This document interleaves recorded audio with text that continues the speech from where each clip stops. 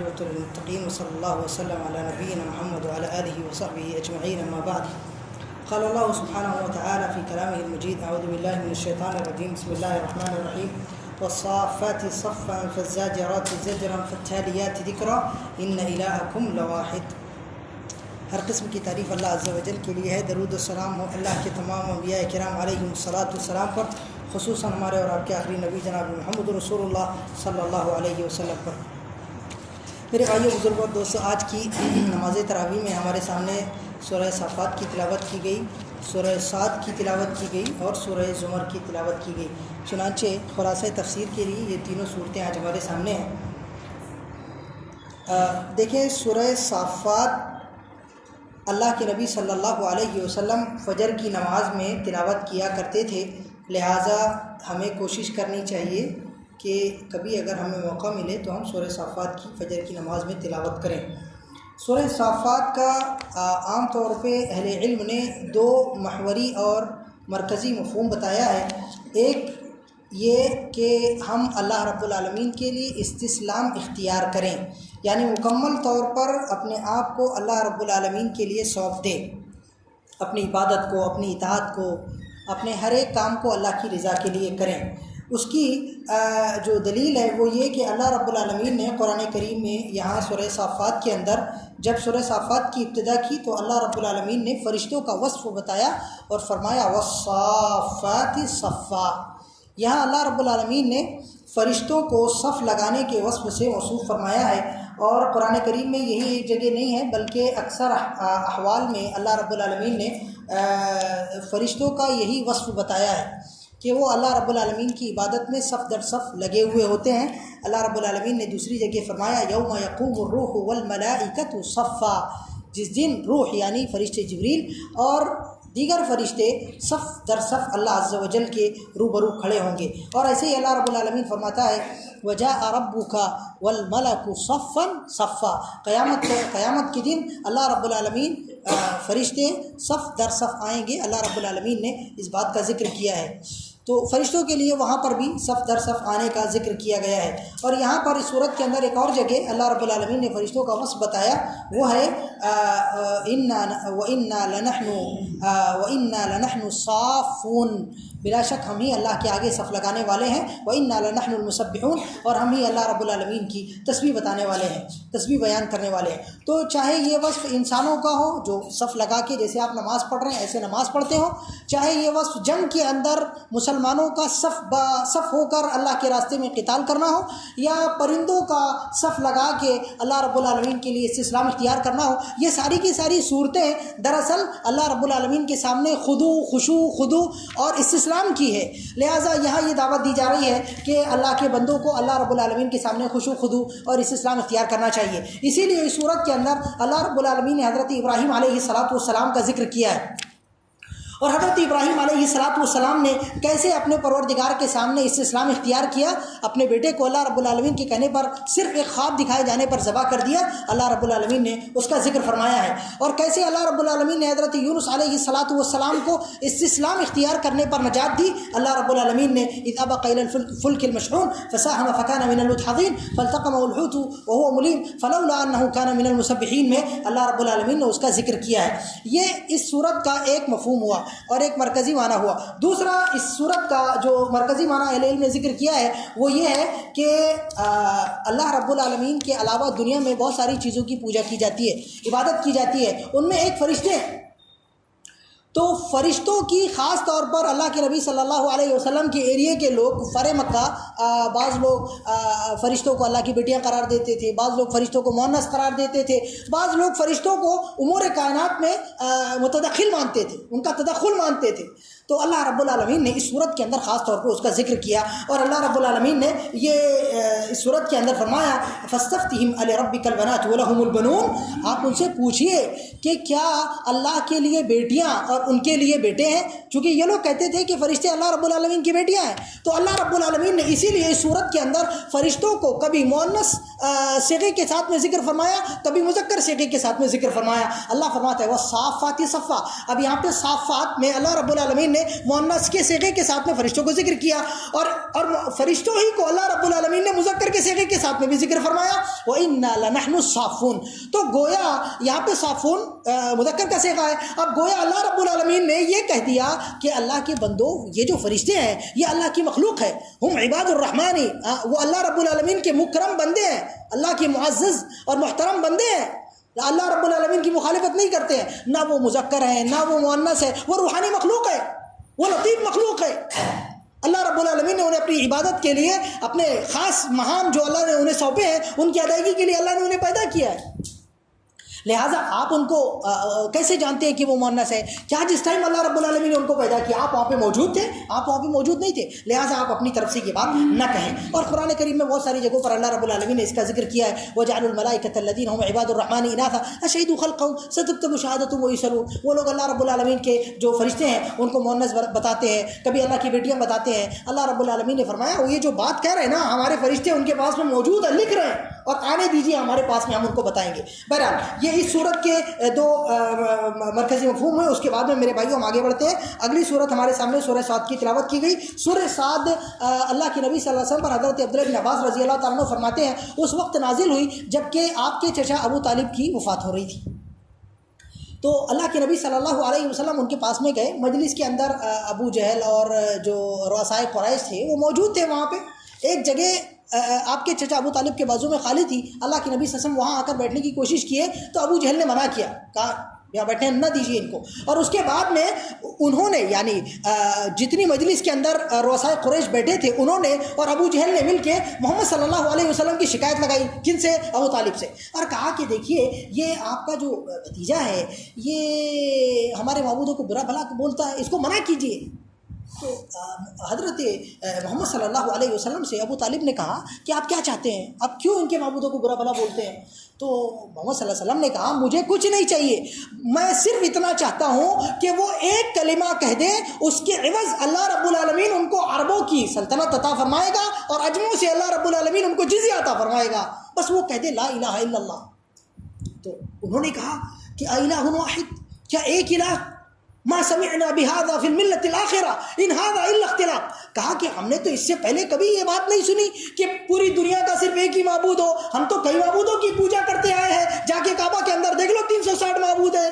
یہ تم جو بات لے کے آئے ہو یہ معبود، یہ بات تو نئی بات ہے، یہ گڑی ہوئی بات ہے. نئی بات کیا ہے؟ یہ گڑی ہوئی بات ہے. جب انہوں نے یہ بات کہی تو اللہ رب العالمین نے سورہ صاد کا نزول فرمایا اور محمد صلی اللہ علیہ وسلم سے کہا کہ محمد صلی اللہ علیہ وسلم آپ ان کے ایمان کے سلسلے میں اجرت نہ کیجیے، ہاں آپ صبر کیجئے.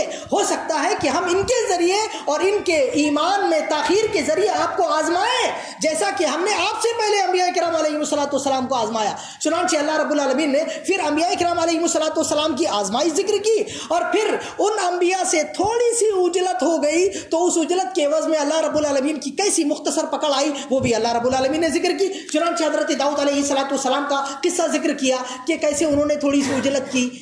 داؤد علیہ السلام کا یہاں پر جو قصہ ذکر کیا گیا، داؤد علیہ السلام کے پاس میں دو لوگ ان کی دیوار پھلانگ کے ان کے گھر کے اندر داخل ہو گئے، اور جب گھر کے اندر داخل ہو گئے تو انہوں نے اپنا مسئلہ پیش کیا.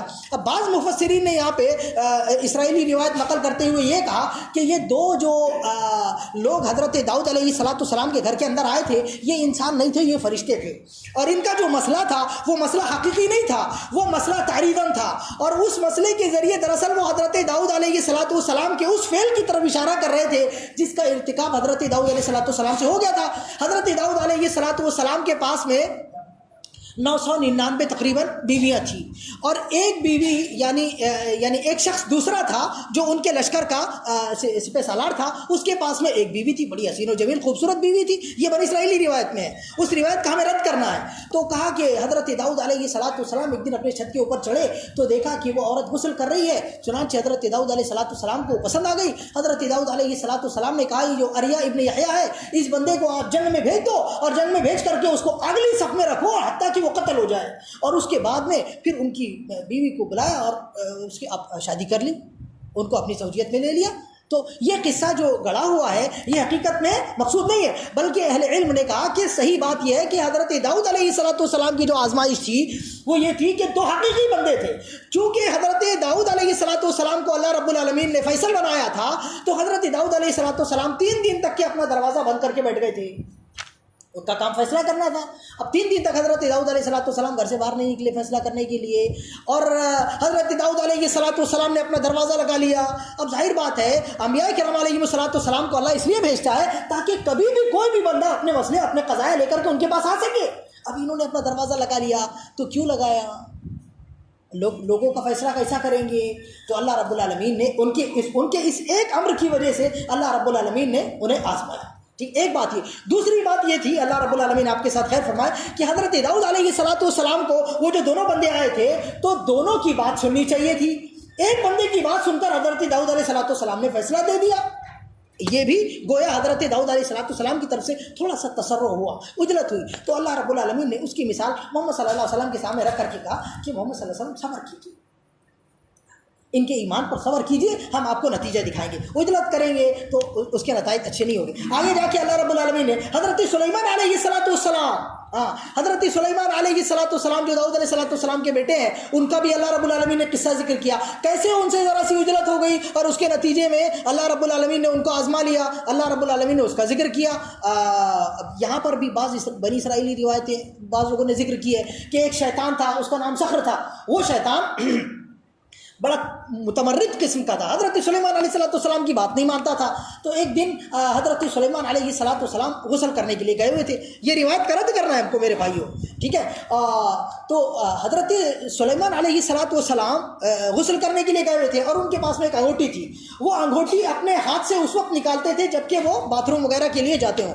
تو وہ باتھ روم کے لیے گئے ہوئے تھے، انہوں نے اپنی انگوٹھی نکالی ہوئی تھی. یہ آیا اور آنے کے بعد میں دیکھا کہ انگوٹھی رکھی ہوئی ہے، یا تو ان کی اہلیہ میں سے کسی اہلیہ کے پاس میں ہے. اور مشکل یہ تھی کہ اس نے حضرت سلیمان علیہ السلام کی شکل اختیار کر لی اور آ کر کے وہ انگوٹھی لے لی ان کی بیوی سے، یا یہ کہ وہ جو وہاں انگوٹھی رکھی ہوئی تھی اس کو پہن لیا اور پہن کے اپنے آپ کو سلیمان علیہ السلام ظاہر کر دیا اور جا کے آپ کے تخت پہ بیٹھ گیا. اور حضرت سلیمان علیہ السلام کے ہاتھ سے جب انگوٹھی غائب ہو گئی تو لوگوں نے ان کو پہچاننا بند کر دیا. 40 دن تک سلیمان علیہ السلام ادھر ادھر ہوتے رہے، لوگوں کو کھانا مانگتے رہے، کوئی کھانا نہیں دیتا تھا. یہ قصہ انہوں نے ذکر کیا. حتیٰ کہ ایک دن ایک عورت نے ان کو ایک مچھلی کھانے کے لیے دی، وہ مچھلی انہوں نے کاٹی تو اس کے اندر سے وہ انگوٹھی نکلی. وہ انگوٹھی پھر سلیمان علیہ السلام نے پہن لی تو دوبارہ ان کی سلطنت لوٹ آئی. اس طرح کے واقعات انہوں نے بتائے. تو یہ سب واقعات ٹھیک. اور بعض لوگوں نے کہا کہ وہ سلیمان علیہ السلام ایک دن جنوں کے پاس میں گئے اور ان کو پوچھا کہ آپ لوگوں کو کیسے گمراہ کرتے ہیں، کیسے بہکاتے ہیں. تو انہوں نے کہا کہ میں مثال دیتا ہوں آپ کو، بتائیے آپ کی انگوٹھی نکالیے. انگوٹھی نکالی، وہ اس جن نے کہا ایسا انگوٹھی لیا، اس کے بعد میں سمندر میں اٹھا کے پھینک دیا. اب جیسے انگوٹھی چلی گئی، سلیمان علیہ السلام کی سلطنت چلی گئی. یہ سب جھوٹ بات ہے. اور اس طرح کے واقعات جو بنی اسرائیلی روایتوں سے منقول ہے وہ سب صحیح نہیں ہے، بلکہ صحیح واقعہ یہ ہے اور صحیح بات یا صحیح فتنہ جس کے ذریعے حضرت سلیمان علیہ السلام کو آزمایا گیا وہ یہ تھا کہ حضرت سلیمان علیہ السلام نے ایک دن کہا کہ آج میں اپنی جتنی بیویاں ہیں ان بیویوں کے پاس میں جا کر مجامعات کروں گا، اور انشاءاللہ کہنا بھول گئے اور کہا کہ ان سے ہر ایک کے بطن سے ایک بیٹا پیدا ہوگا، جو بیٹا اللہ رب العالمین کے لیے فارس ہوگا، اللہ کے راستے میں جہاد کرنے والا ہوگا. فرشتہ بازو میں موجود تھا، اس نے یاد دلایا، کہا کہو انشاءاللہ کہو. حضرت سلیمان علیہ السلام اجلت میں تھے، انشاءاللہ کہنا بھول گئے.